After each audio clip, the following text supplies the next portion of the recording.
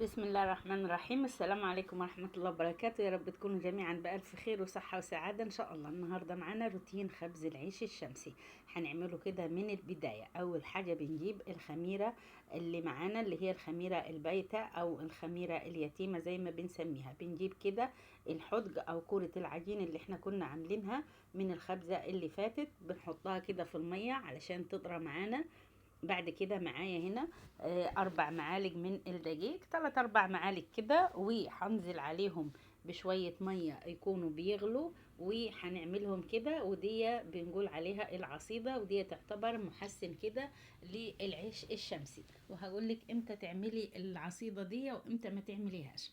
اللهم صل وسلم على سيدنا محمد. كده في اول الفيديو صلوا على النبي وشجعونا كده بلايك حلو زي قلوبكم، ونورونا بالاشتراك. ان شاء الله تعجبكم كده وتكبر بيكم. اللهم صل وسلم على سيدنا محمد. الخميرة بتاعتنا هنا كانت طريت كده زي ما احنا شايفين، فهنطلع منيها كده، بندوسها بايدينا وهنطلع منيها كده بقايا من العجين زي ما انتوا شايفين معانا. تمام لحد هنا تمام. بعد كده هندوب فيهم شوية كده من كيس من الخميرة الفورية، دوبته كده في الحدق اللي انتوا شفتوه معايا، ونزلت بيهم على العصيدة بعد ما بردت تماما يا جماعة، ما نزلش عليها وهي سخنة. وبعد كده نزلنا عليهم بحوالي كيلو من الدقيق، وعجناهم كده، وكده عملنا الخميرة بتاعتنا. هنغطيها ونسيبها لحد الصبح. ده شكلها تاني يوم الصبح يا جماعة، بتكون بالشكل ده. ده بيكون شكلها معانا الصبح. اللهم صل وسلم على سيدنا محمد. بعد كده معايا هنا كمية من المية، هضيف عليها طبعا الملح حسب كمية الدقيق اللي انا هعجنها. طبعا انا عارفة الكمية اللي انا هعجنها، فضفت هنا 3 معالق من الملح على المية، وهدوبهم كده كويس، وهروح اضيفهم على الخميرة. وبعد كده هنزود مية شوية بشوية لحد ما العجين يلم معانا. بعد ما ضفنا كمية المية اللي عليها الملح، هننزل كده بكمية الدقيق اللي انا عجناها، ودول حوالي 5 كيلو او 6 كيلو في المقدار ده يعني. وبعد كده هبتدي اعجن، وكل ما احتاج مية هزود بالتدريج شوية بشوية لحد كده ما اوصل لقوام العجين اللي انا عايزاه. العيش الشمسي في ناس بتحبه يكون كده تخين، يعني سميك، ويكون ليه لبة تخينة، وفي ناس بتحبه يكون كده يعني بترخي العجينة بتخليها طرية زي المية، علشان ما يكونش فيه لبة كتير. انا طبعا بخلي العجينة بتاعتي بتكون وسط، ولا هي مرخية زيادة عن اللزوم ولا هي تخينة زيادة عن اللزوم، زي ما هتشوفوا كده قوامها معانا. طبعا بنعجن كده في العجين، ولازم نعمل الحركة دي فيه علشان كده العيش يطلع معانا نافخ كده، ويكون قلبه من جوه كده متخمر معانا كويس. اللهم صل وسلم على سيدنا محمد. هغطي العجين كده واسيبه يرتاح 10 دقايق. ودي يا جماعة المجارس اللي عاملينها بالورق، معروفة عندنا هنا في الصعيد. بنحط عليها كده الردة اللي هي النخالة بتاعة الدقيق، بنرشها كده بالنخالة كويس علشان العيش ما يلزقش عليها. تمام لحد هنا تمام. شجعونا كده بلايك حلو زي قلوبكم، فضلا وليس أمرا.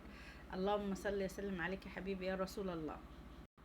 بعد ما العجينة بتاعتنا كده ارتاحت معانا 10 دقايق، ابتدينا كده نقطع قطعة قطعة، وبنحطها كده في الدقيق زي ما احنا شايفين. وبعد كده بنقطعها من فوق، بنحط الوش الخشن بيكون من تحت، والوش الناعم من فوق. هعمل معاكم واحد تاني. اهو يا جماعة شايفين، اهو قطعنا كده رغيف، وبعد ما حطيناه كده في الدقيق علشان نسويه، هحط الوش الخشن اهو. هيكون اهو الوش الخشن على الردة، والوش الاملس من فوق. هنخلص كده تقطيع العيش. طبعا قبل ما نخلص العيش كله تقطيع، بنبص على اللي احنا قطعناه الاول، لو لقيناه وشه نشف من المروحة بنبتدي نسويه. اهو زي ما احنا شايفين العيش اللي قطعناه في الاول كده، حسينا انه وشه نشف من المروحة، فابتدينا كده نبططه خفيف، يعني بنساوي الوش بتاعه. يعني لو انت عاملة كمية كتيرة من العيش ده، ما تستنيش لما تخلصي كلها تقطيع وبعدين تسويه، علشان لو استنيتي بعد ما تقطعي كل كمية العيش اللي معاكي وترجعي تسويه، هتلاقي اللي قطعتيه الاول اول ما تسويه كده هتلاقيه فتح معاكي. يعني الوش بتاعه كده هيكون نشف بزيادة وهيشقق معاكي، وبعد ما هتخبزيه برضه هيبقى وشه كده فيه تشققات عامل زي الخريطة. بعد ما خلصنا العيش كله كده تقطيع، واللي وشه نشف منه وسويناه، بعد كده حطينا في المجور العجين او طبق العجين اللي معانا رشة من الدقيق، وهنبتدي كده نفرك العجين اللي متبقي في العجانية. وده هي اللي بتكون الخميرة اللي احنا بنعملها من بالليل، اللي بتكون الخميرة البيتة او اللي بيتقال عليها حدق او الخميرة اليتيمة، يعني كل مكان حسب ما بيسميها. بعد ما فركناها كده حطينا شوية معلقة من المية كده ولميناها كورة بالشكل اللي هتشوفوه معايا. زودنا عليها كده المية معلقة معلقة لحد ما لمت معانا وبقيت كورة كده طرية، مش يعني مش قاسية زيادة عن اللزوم، بتكون كده عجينة متوسطة.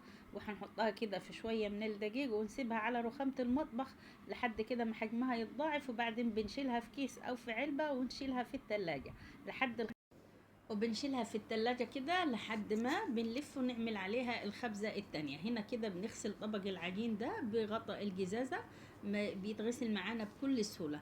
طيب لو انتي ما عندكيش الخميرة دي وحابة تعمليها، بتجيبي كده حوالي 3-4 معالق من الدقيق وبتحطي عليهم شوية مية وبتعجنيهم، وبعد كده بتكوريها بتكون عجينة كده ماسكة نفسها، وبتحطيهم في شوية دقيق وتسيبيها لتاني يوم الصبح. بتلاقيها كده ارتفعت شوية، بتكون كده ابتدت تخمر حاجة بسيطة، بتروحي برضو واخداها كده وحط عليها معلقتين دقيق تاني وبتحطي عليها معلقة مية وتعجنيها تاني، وبعد كده بترجعيها في الدقيق بتاعها تاني وتغطيها وتسيبيها كده برضو لمدة يوم كامل او يوم وليلة. بتلاقي حجمها كده ارتفع معاكي وخمرت، وكده بتشيليها في التلاجة لحد ما تخبزي عليها، او لو هتخبزي عليها بتبليها في مية زي ما انا شفتي معايا كده في اول الفيديو. تمام تمام.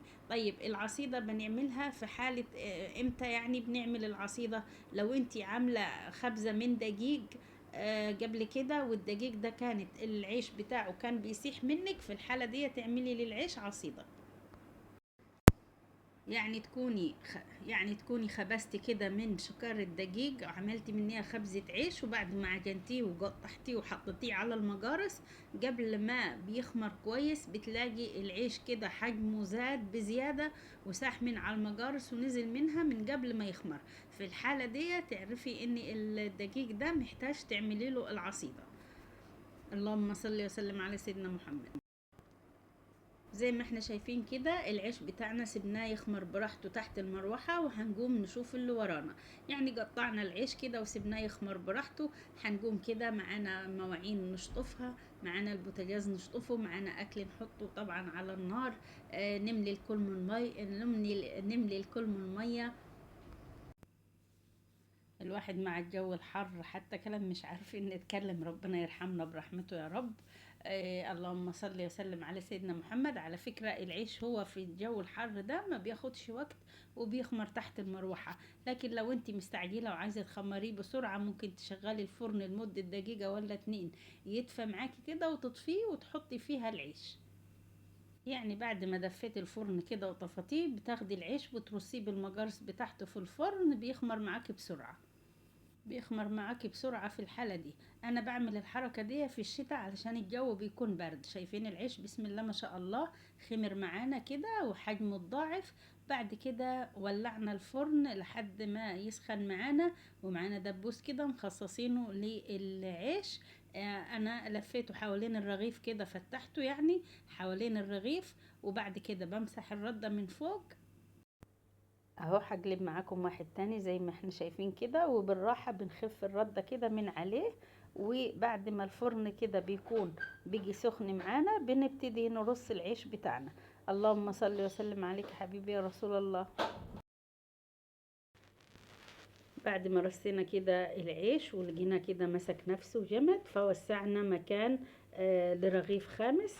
راح نرصه بالشكل ده. لو انتوا وصلتوا معانا في الفيديو لحد هنا ونسيتوا تحطوا اللايك، يا ريت تحطوا لنا لايك حلو كده زي قلوبكم، وتنورونا بالاشتراك في القناه علشان تكبر بيكم يا احلى متابعين واحلى اخوات. وهنا انا بلف العيش، يعني بقى دايره الحته اللي احمرت بلفها كده واجيب الحته البيضه علشان كله يحمر كده وياخد لون. شايفين شكل العيش يا جماعه؟ بسم الله ما شاء الله.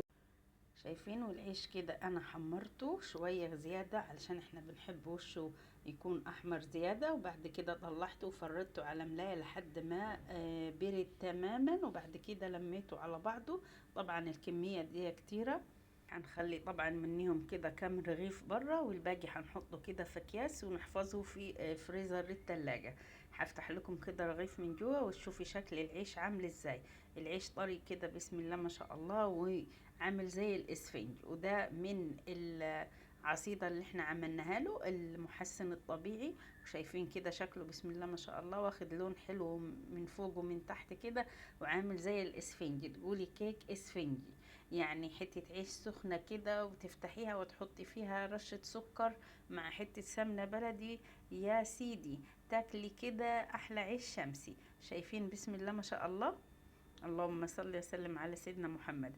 هوريكم كده شكل الخميرة بعد ما حجمها زاد معانا. ده شكل الخميرة طبعا كده بعد ما خلصنا خبيز وخلصنا اللي ورانا.